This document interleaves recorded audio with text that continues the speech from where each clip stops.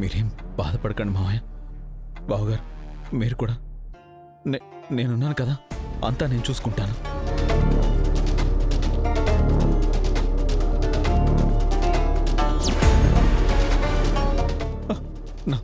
నేను నా భార్యను పోగొట్టుకున్నా.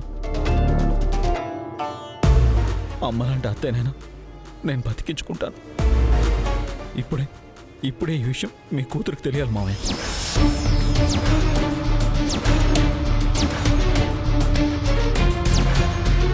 తను ఎక్కడున్నా వెంటనే ఇక్కడికి రావాలంటే తప్పకుండా తనకు తెలిసేలా చెయ్యాలి.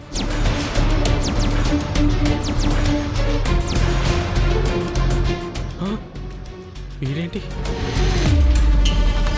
ఇలా ఓపెన్ అయిపోతున్నాడు? ఏం చేద్దాం? అత్తయ్యకి హార్ట్ స్ట్రోక్ అని మీ కూతురికి ఎలా తెలియజేయమంటారు?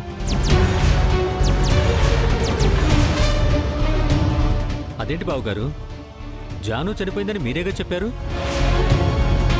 ఇప్పుడు అమ్మ గురించి తనకెలా చెప్తారు మీరు? దొరికాడు దొంగ.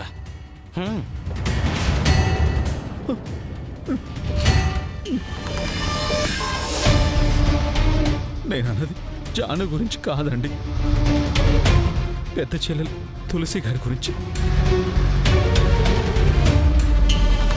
తను ఇప్పుడు కాబోయే ఎమ్మెల్యే, ఫుల్ పాపులర్. అవునయ్యా, మనం తులసికి ఇన్ఫార్మ్ చేయాలి కదా.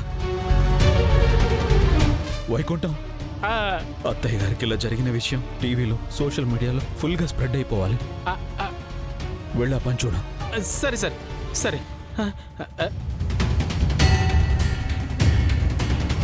బాబు, తులసికి తెలియాలంటే టీవీ మీడియాలో ఎందుకయ్యా? ఒక ఫోన్ చేస్తే వస్తుంది కదా. ఫోన్ చేస్తే తులసి గారు మాత్రమే వస్తారు. కానీ ఇప్పుడు అత్తయ్య గారు బతకాలంటే డాక్టర్ల కృషితో పాటు దేవుడు దీవెనలు కూడా కావాలి. టీవీల్లో వస్తే దేవుడు దీవిస్తాడా?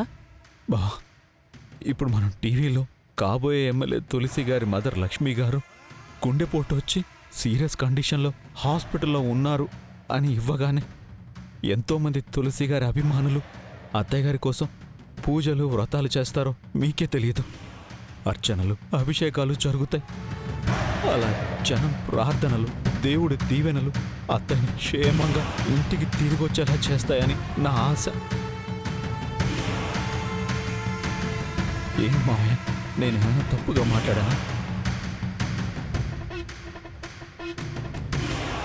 వైకుంఠం, వైకుంఠం, గుర్తుపెట్టుకో, న్యూస్ పలానా లక్ష్మి గారికి హార్ట్ స్ట్రోక్ వచ్చి చావు బతుకుల్లో ఉందని జాను ఎక్కడున్నా తిరిగొచ్చేలా ఉండాలి. అర్థమైందా? అర్థమైంది సార్. వెళ్తాను సార్. అమ్మో,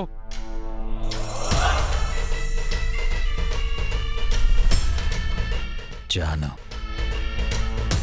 నీకోసం చివరికి మీడియాను కూడా వాడుతున్నాను.